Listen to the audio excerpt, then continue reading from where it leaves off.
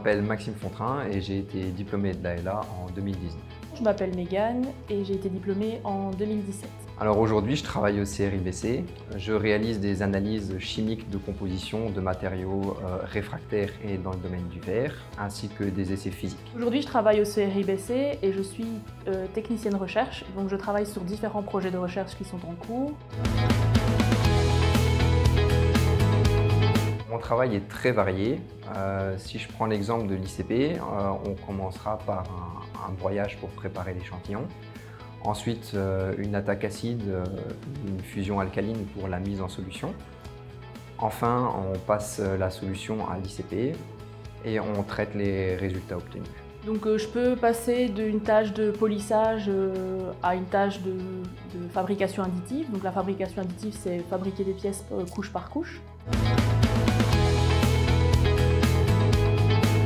Je dirais tout d'abord l'encadrement avec les professeurs qui étaient très présents pour nous. Ensuite, l'échange entre étudiants pour les travaux. Et enfin, l'amusement. La compétence majeure que j'ai acquise à l'AELA, c'est l'organisation. Parce que sans organisation dans un laboratoire, c'est un peu compliqué.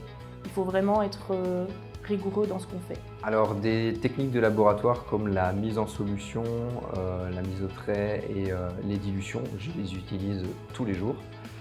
Mais aussi l'aspect sécurité qui m'a été inculqué. Oui et non. Oui, parce que ça reste un métier de laboratoire et c'est ce que je recherchais. Et non, parce que j'étais vraiment partie plus dans l'idée pour faire quelque chose de précis au niveau plutôt analytique.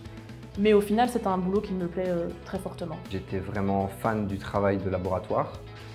Et c'est ce que j'ai retrouvé dans la formation à l'AELA et c'est ce que je retrouve pleinement dans mon métier actuel. Il faut de l'organisation, effectivement, parce que sans organisation, on s'y perd. Il faut de la rigueur pour être sûr de bien donner les résultats, les bons résultats.